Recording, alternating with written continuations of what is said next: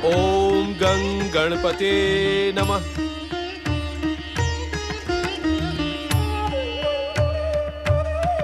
देवर्षि, आज तो आपके स्वर में प्रणाम की भावना के स्थान पर जिज्ञासा का भाव ही उभर रहा है। नारायण नारायण। मंगल मूर्ति, मेरे मन में एक नहीं अनेक प्रश्न उमड़ रहे हैं। समझ में नहीं आ रहा है पहले कौन सा प्रश्न पूछूं।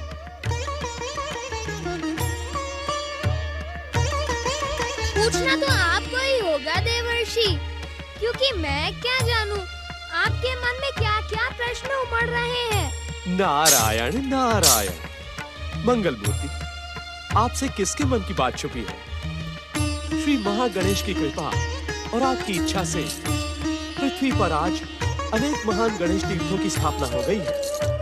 आपका नाम मात्र लेने से उनकी सभी मनोकामनाएं पूर्ण हो जाती हैं। मंगल मूर्ति देवर्षि, आप अपनी जिज्ञासा प्रकट कर रहे हैं अथवा गणेश भक्ति का गुणगान?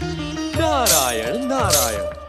मंगल मूर्ति, मैं तो केवल ये जानना चाहता हूँ कि गणेश तीर्थ की स्थापना कब और कहाँ होगी। देवर्षि, प्रत्येक तीर्थ की स्थापना के पीछे किसी श्रेष्ठ भक्त की आराधना, त्याग और तपस्या का योगदान होता है। मंगल मूर्ति, ये तो मैं जानता हूँ। तो फिर जिज्ञासा क्यों? जब वह अवसर आएगा तब गणेश तीर्थ की स्थापना अवश्य होगी। नारायण नारायण। प्रभु, केवल इतना बता दें कि वो श्रेष्ठ गणेश भक्त कौन है। देवर्षि, इन दिनों मुकुंदा पुत्र ग्रत्समत ऋषि की गणेश भक्ति की कीर्ति जन जन में फैल चुकी है। आज भी ऋषिवर के दर्शन करने भगत नरेश महाराज विश्वसेन सपरिवार उनके आश्रम पहुँचे हैं। प्रणाम। ओम गणेशाय नमः।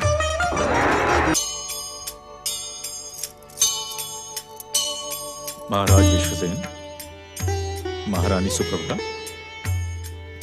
आप दोनों ने सच्चे मन से श्री गणेश की आराधना की और आपकी आराधना युवराज के रूप में फलित हुई।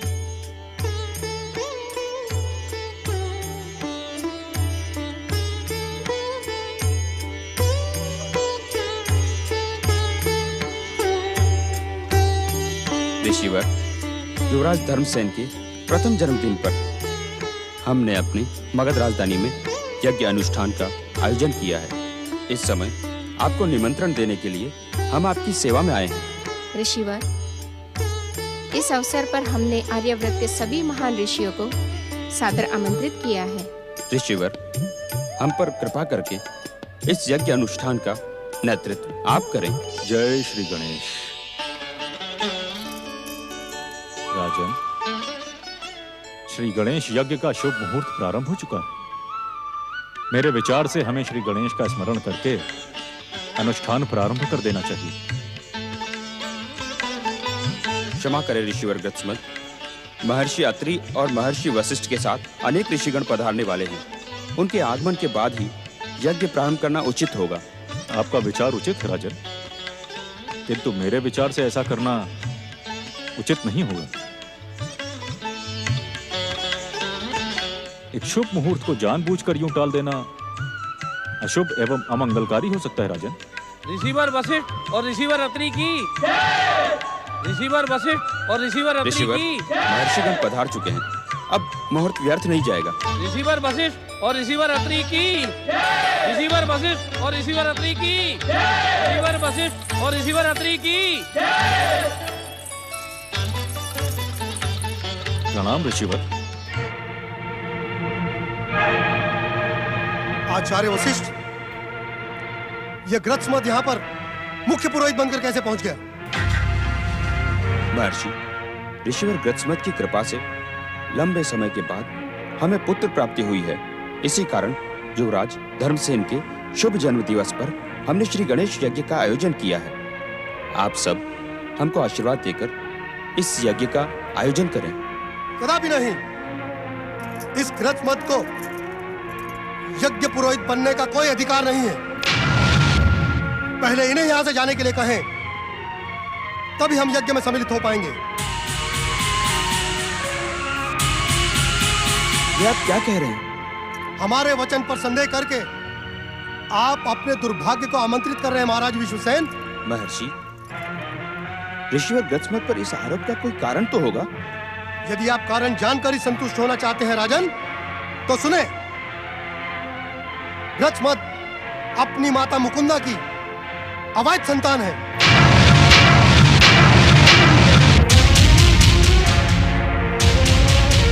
इनके जन्मदाता पिता मुकुंदा के पति ऋषि रुक्मांगद नहीं, कोई और है।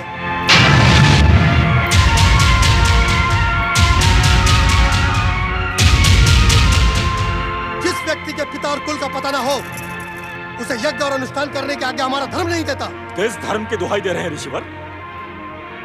अपने आरोपों को सिद्ध करने के लिए क्या प्रमाण है आपके पास? ऋषिवर अत्रि, आप एक सम्मानित और पूजनीय ऋषि हैं, किंतु आपके सम्मानित और पूजनीय होने का तात्पर्य यह कदापि नहीं कि आप भरी यज्ञ सभा में मुझे अपमानित करें एवं श्री गणेश पूजन से मुझे रोकने का प्रयास करें। हम त्रिकालदर्शी ऋषियों से कोई भी सत्य अनजाना नहीं रहता गृत्समत। ऋषि अत्रि ने जो कुछ भी कहा वो सत्य कहा। हमें आश्चर्य तो इस बात का है कि आपकी माता मुकुंदा ने आपसे ये सत्य छुपाकर क्यों रखा। ऋषिवर, मैं तो केवल इतना कहना चाहता हूँ कि हमारे पूज्य ऋषिवर गृत्समत परम गणेश भक्त हैं। इनकी गणेश भक्ति की कीर्ति सारे संसार में फैल चुकी है। यदि ये यज्ञ अनुष्ठान के लिए अयोग्य हैं, तो इन्हें श्री गणेश की कृपा कैसे प्राप्त हुई? परम कृपालु श्री गणेश जन्म, जाति और कुल का भेदभाव नहीं करते। जो उन्हें भजता है वो सिद्धि प्राप्त करता है। परंतु हम ऋषिगण धार्मिक यम नियमों से बंधे हुए हैं। जिसका जन्म ही संदिग्ध हो, वो यज्ञ पुरोहित के पद पर सम्मानित नहीं हो सकता। महाराज विश्वसेन, अगर आप गृत्समत से ही अनुष्ठान करवाना चाहते हैं, तो हम लौट जाने के लिए विवश हो जाएंगे। ठहरिए महर्षि, इस घोर अपमान के पश्चात मैं क्षण मात्र को भी यहां नहीं रुकूंगा। मुझे क्षमा करें राजन। जय श्री गणेश। महर्षि वशिष्ठ, महर्षि अत्रि, यदि आपको अपने आरोपों पर विश्वास है, तो मुझे भी अपने आराध्य पर विश्वास है। अब मेरी तथा मेरी माता की सत्यता का प्रमाण मेरे आराध्य स्वयं देंगे।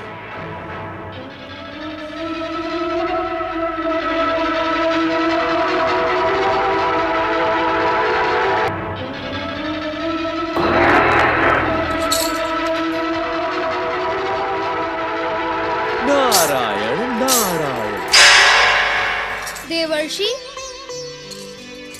उस दिन ऋषि गृत्समत का उल्लेख करते समय मैं जानबूझकर आपको जिज्ञासा और प्रश्न पूछने से रोककर ध्यानस्थ हो गया था। कारण कि घटने से पहले घटना का संकेत दे देना भविष्य के साथ अन्याय है। मंगल मूर्ति, मैं कुछ समझा नहीं। ऋषि गृत्समत से भेंट करने के पश्चात आप सब कुछ समझ जाएंगे। आप शीघ्र उनके समीप जाकर उनका मार्गदर्शन करें। आपका कल्याण हो।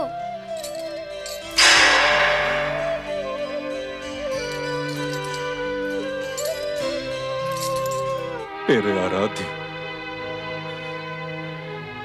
मेरे देवता गणपति,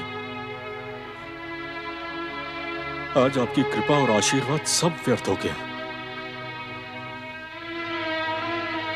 आपका भक्त कलंकित एवं अपमानित होकर रह गया। क्या यही है आपकी भक्ति और आराधना का प्रतिफल? मेरे जीवन भर की साधना का मूल्य यही है? क्षमा कीजिएगा, किंतु अब मुझे अपने अस्तित्व और आपकी कृपा दोनों पर शंका होने लगी है। मन तो करता है कि इस अपने अस्तित्व को ही मिटा दूं मैं, अपने इस कलंकित जीवन और अपमानित शरीर को नष्ट कर दूं। मैं नष्ट कर देना चाहता हूं अपने आप को। मैं नष्ट कर देना चाहता हूं अपने आप को। मैं अपना अस्तित्व मिटा देना चाहता हूं। नारायण नारायण। परम गणेश भक्त गृत्समत ऋषि, आप जैसे महान गणेश भक्त को ऐसे निकृष्ट विचार शोभा नहीं देते। जिसकी आराधना, कीर्ति और भक्ति की प्रशंसा स्वयं श्री गणेश ने की हो, वह अपमानित और कलंकित तो हो ही नहीं सकता। अवश्य ही आपको अपने विषय में कोई भ्रम हुआ है। नहीं देवर्षि, नहीं। आपको मेरी व्यथा का अनुमान नहीं। महर्षि वशिष्ठ एवं अत्रि जैसे ऋषियों ने मुझे अवैध संतान घोषित किया है। मेरी माता तो मुकुंदा हैं, किंतु मेरे पिता ऋषि रुक्मांगद नहीं है, कोई और है। हाँ देवर्षि, यह आरोप लगाया है मेरी माता पर। ऋषिवर, इस शंका के समाधान के लिए आपको अपनी माता मुकुंदा के पास जाना चाहिए। मैं नहीं जानता देवर्षि मेरी माता मुकुंदा कहां है। वो इस संसार में जीवित भी हैं या नहीं, ये भी नहीं जानता। मुझे तो मात्र इतना ज्ञात है कि ऋषि परमेश के आश्रम में मुझे छोड़कर वो कहीं चली गई थी। मैं कहां ढूंढूं उन्हें? नारायण नारायण। ऋषिवर, एक गणेश भक्त होने के नाते आपकी माता मुकुंदा को खोजने में मैं आपकी सहायता अवश्य करूंगा। गौरी पुत्र श्री गणेश अपने परम भक्त की सहायता के लिए मुझ पर कृपा करें।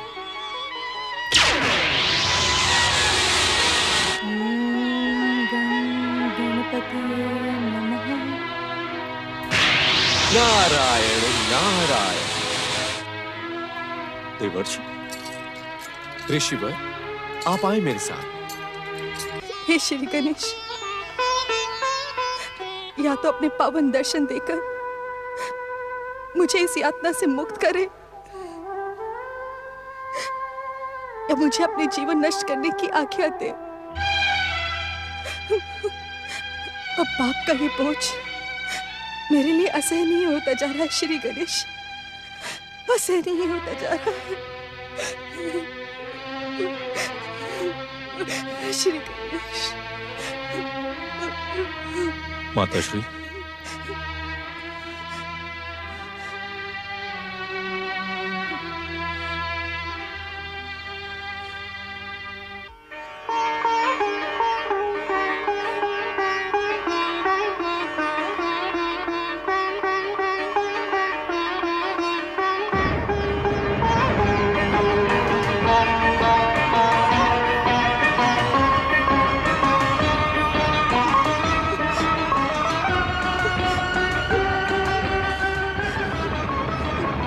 ऐसे मत मेरे पुत्र, यहाँ मेरे पास। नहीं माते, नहीं। माते, पाप का जो बोझ आपके लिए असहनीय होता जा रहा है, उसी बोझ ने मेरे जीवन में भी विष घोल दिया है।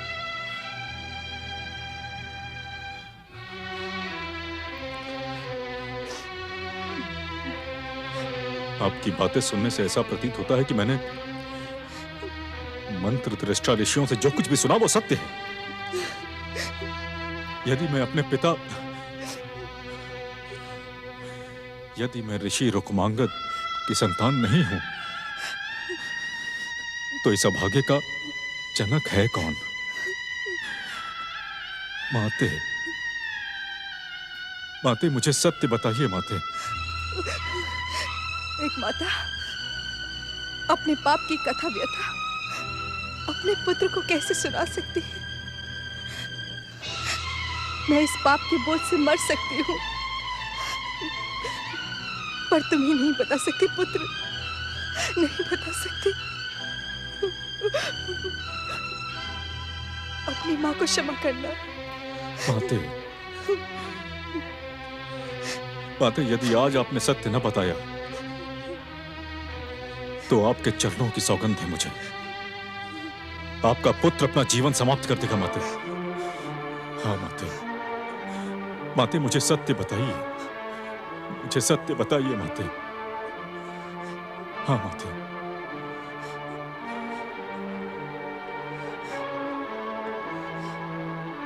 सौगंध देकर तुमने मुझे विवश कर दिया है पुत्र। अब मैं तुमसे कुछ नहीं छुपा सकती। गृह समाधि बहुत पहले की बात है। मेरे महान पति ऋषिवर रुक्मांगद बिना किसी मनोकामना के मानसिक संतुष्टि के लिए श्री गणेश की वन में कठोर तपस्या कर रहे थे। ओम गं गणपतये नमः। ओम गं गणपतये नमः।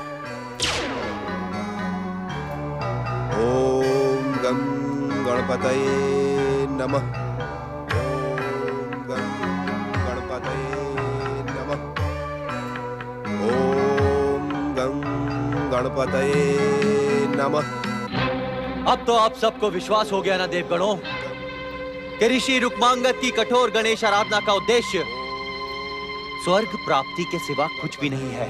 हाँ देवराज, मैंने पहले आपकी बात का विरोध अवश्य किया था, परंतु इस ऋषि की कठोर तपस्या को देखकर अब मैं भी आपकी बात से सहमत हो गया हूँ। तो देवगणों, हमें ऋषि रुक्मांगद की कठोर तपस्या भंग करने का प्रयास करना चाहिए। आज्ञा करें देवराज, इस स्वर्ग शत्रु रुक्मांगद की तपस्या हम किस प्रकार भंग करें?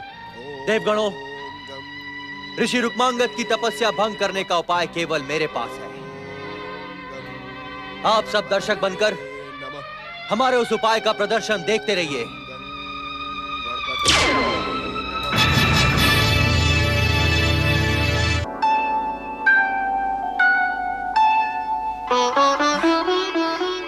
मैं जानती हूँ कल रात तुम्हें जीवन मिला है।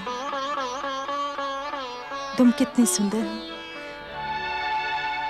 पर कितने उदास, मेरी तरह। जब से स्वामी तपस्या के लिए गए हैं, मेरा किसी चीज में मन ही नहीं लगता। पर स्वामी के बनाए हुए इस आश्रम में हर वस्तु उन्हीं की तो प्रतीक्षा करती है। तुम चिंता ना करो, स्वामी अपनी तपस्या पूरी करके शीघ्र ही लौट आएंगे।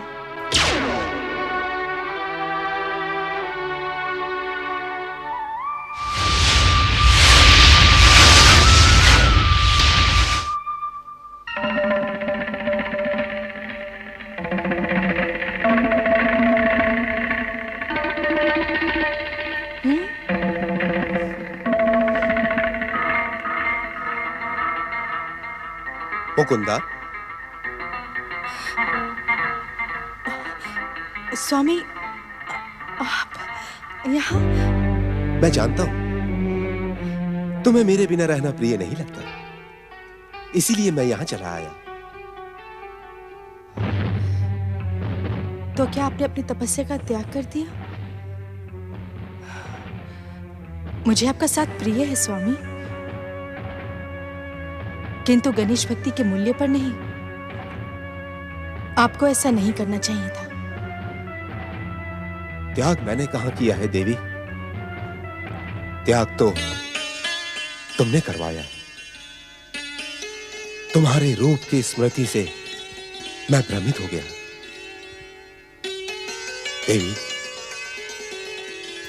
मैं तुमसे अधिक समय तक दूर नहीं रह सकता।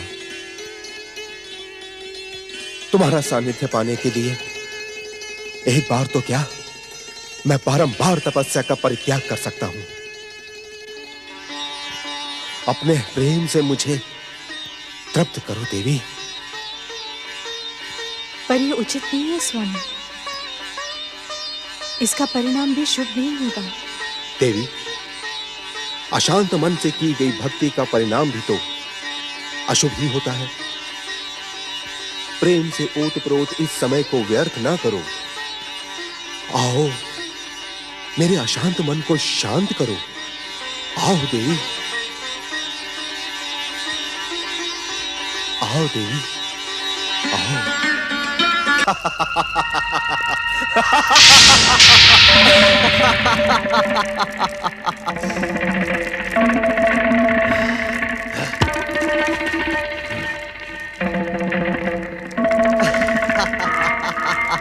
अब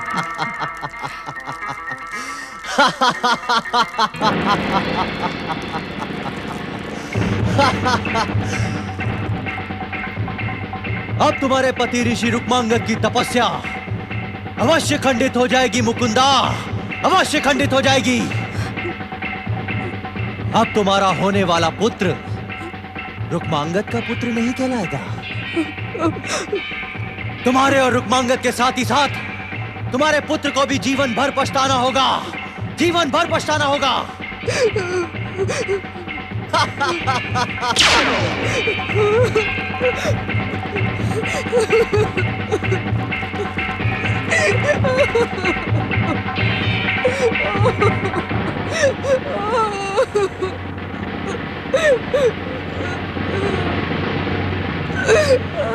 उस दुर्भाग्यपूर्ण घटना के बाद मेरा हृदय नरक की ज्वाला के समान धधकता रहा।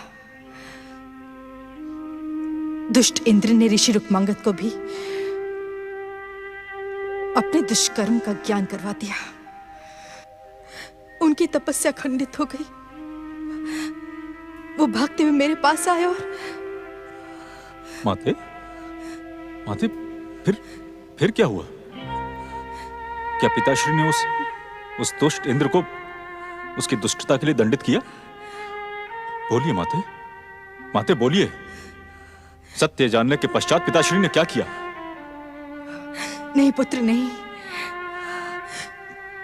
मैं वो सब तुमको नहीं बता सकती। केवल इतना समझ लो कि पाप के उस बोझ के साथ मैं ऋषिवर के साथ कैसे रह सकती थी। उस पावन आश्रम का वातावरण मेरे पाप के कारण दूषित ना हो जाए, इसीलिए मैं ऋषिवर को प्रणाम करके आश्रम से बाहर निकल आई। मैं समझ गया माते, मैं समझ गया। कदाचित उस सामर्थ्यवान इंद्र को दोषी कहने का साहस नहीं जुटा पाए पिताश्री। समर्थ को नहीं दोष को साईं। कदाचित पिताश्री ने आपको पापी मानकर त्याग दिया। आश्रम से निकलने के पश्चात आप कहां गई? आपने क्या किया माते? माते मुझे सब सत्य सत्य बताइए। मैं वन वन भटकने लगी पुत्र। एक बार सोचा इस पापी जीवन का अंत करके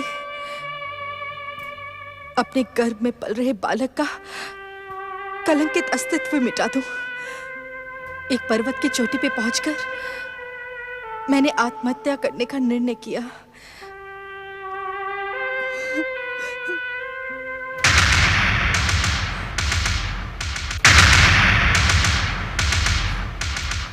है देवी मुकुंदा, देव योग से तुम्हारे गर्भ में एक महान आत्मा का निवास है। तुम्हारा होने वाला बालक एक महान गणेश भक्त और महर्षि के रूप में विख्यात होगा। उसे संरक्षित करना तुम्हारा कर्तव्य ही नहीं, परम पावन धर्म भी है। इसलिए आत्महत्या का विचार त्याग कर सच्चे मन से श्री गणेश की आराधना करो, तुम्हारा कल्याण होगा। उस आकाशवाणी के बाद मैंने अपना जीवन श्री गणेश की आराधना में समर्पित कर दिया। तुम्हें जन्म देकर मैं बिना किसी से कुछ कहे तुम्हें परमेश ऋषि के आश्रम में छोड़ आई। वहीं तुम्हारा लालन पालन हुआ पुत्र। परंतु अब लगता है मेरे उस पाप के कारण मेरी आराधना कभी सफल नहीं होगी। मेरे आराध्य श्री गणेश कभी मुझे साक्षात दर्शन देकर उस घोर पाप से मुक्त नहीं करेंगे। पुत्र, तुमने तो गणेश भक्त के रूप में महान कीर्ति अर्जित की है। तुम ही बताओ अब मेरे जीवन का क्या अर्थ रह गया है? क्या अर्थ रह गया है?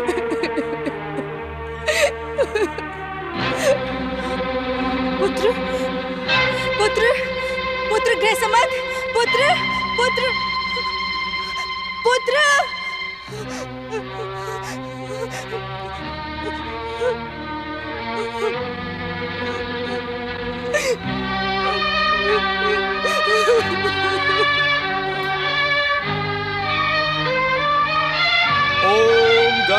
गणपते नमः। उत्तेजना में आकर कोई निर्णय लेना आप जैसे ज्ञानी ध्यानी गणेश भक्त के लिए उचित नहीं होगा ऋषिवर। देवर्षि, उत्तेजना का त्याग करके अपने आप को पूर्ण रूप से श्री गणेश के चरणों में समर्पित कर दें। देवर्षि, देवर्षि आप अदृश्य क्यों हैं? प्रकट होकर मेरा मार्गदर्शन क्यों नहीं करते देवर्षि? वैसे भी माता की व्यथा कथा और पिता ऋषि रुक्मांगद का न्याय सुनकर मेरा मन अत्यंत खिन्न है देवर्षि। देवर्षि आप प्रकट हो देवर्षि। नारायण नारायण।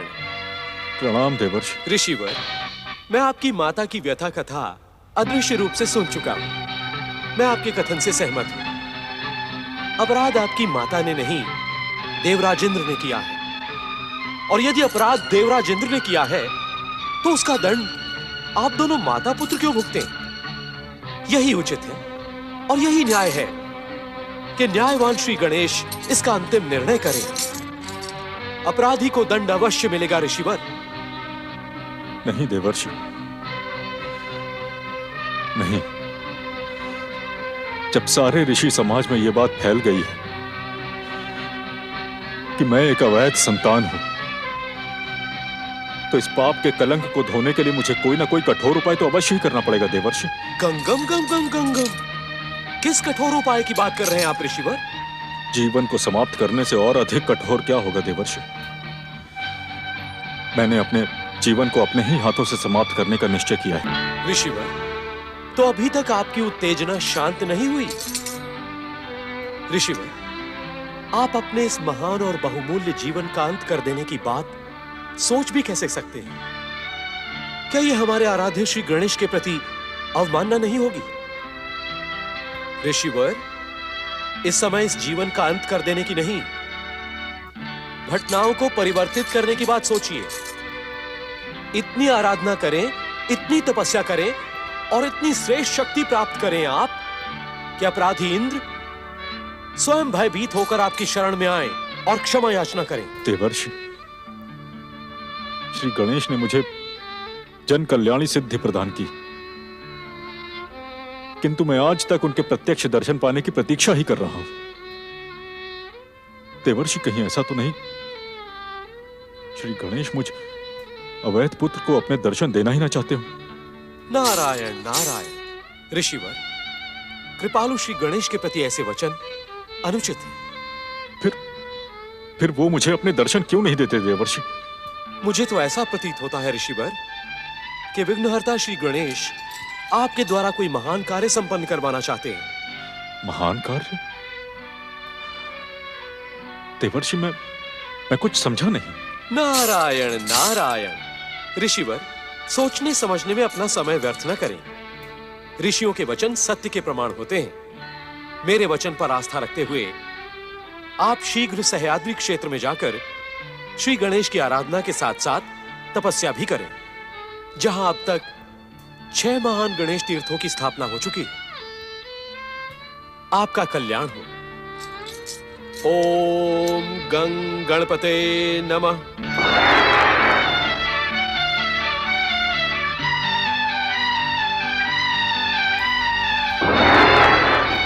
ओम गं गणपते नमः।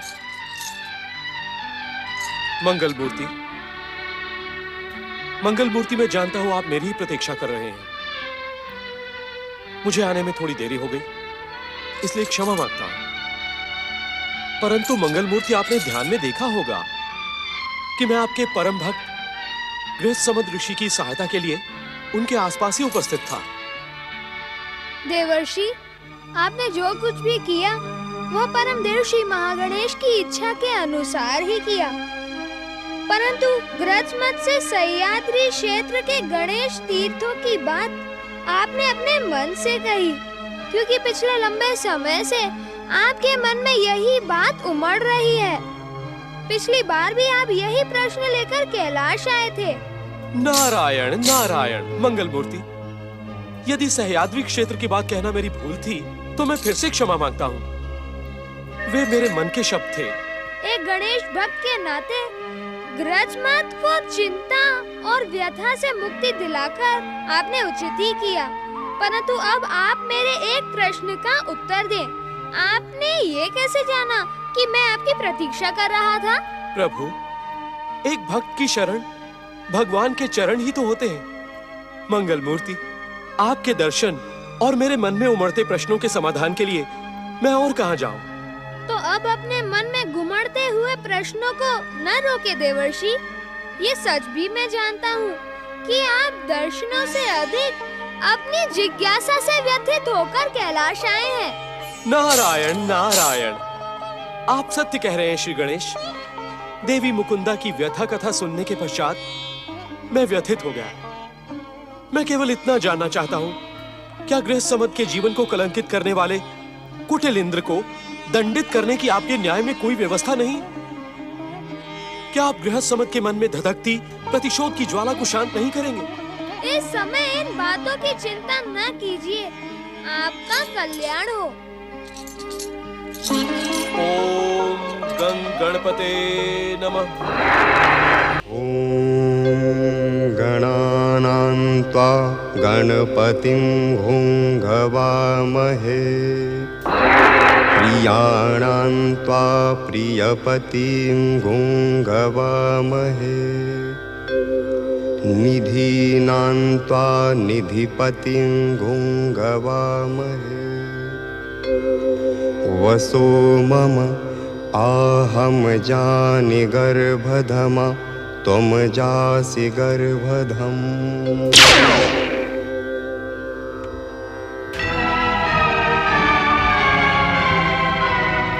प्रणाम देवऋषि। दुहाई हो देवऋषि। नारायण नारायण देवराजेंद्र, आज आप किस बात की दुहाई दे रहे हैं? देवऋषि, आप हम देवताओं के ऋषि होते हुए भी हम देवताओं की सुध नहीं लेते। कहें देवऋषि, क्या आप हमसे रुष्ट हैं? हम देवगणों से कोई अपराध हुआ है? कोई भूल हुई हमसे? नारायण नारायण देवराजेंद्र, यदि मैं आपके किए हुए कुकृत्यों और अपराधों का स्मरण करवाऊंगा तो आप मुझसे भी अधिक लज्जा का अनुभव करेंगे। आप किसी से आंखें मिलाने का साहस नहीं कर पाएंगे। ये आप क्या कह रहे हैं देवऋषि? आप तो देवताओं के ऋषि हैं, इसी कारण देवराज मौन है। यदि आपके स्थान पर कोई और होता तो अब तक। देवऋषि, ऐसा प्रतीत होता है कि दुष्ट देवशत्रु असुरों ने आपको भड़काया है। कहीं आपने दैत्य गुरु शुक्राचार्य से दीक्षा तो ग्रहण नहीं कर ली? नारायण नारायण, आप सबकी स्वामी भक्ति और देवराज इंद्र के प्रति निष्ठा प्रशंसा के योग्य है, परंतु क्या करें, सत्य मिथ्या नहीं होता। देवराज इंद्र के कुकृत्यों और अपराधों के विषय में केवल इतना कहना पर्याप्त है कि इन्होंने छल से रुक्मांगद की धर्मपत्नी मुकुंदा का शील भंग किया है। यह घोर अपराध है देवराज इंद्र, घोर अपराध। उसका प्रतिकार करने के लिए मुकुंदा पुत्र गृहसमद ऋषि ने कठोर तपस्या प्रारंभ कर दी है। उसका परिणाम क्या होगा मैं नहीं जानता, परंतु श्री गणेश की न्याय व्यवस्था देवराज को दंडित अवश्य करेगी। सावधान हो जाएं देवराज इंद्र, सावधान हो जाएं।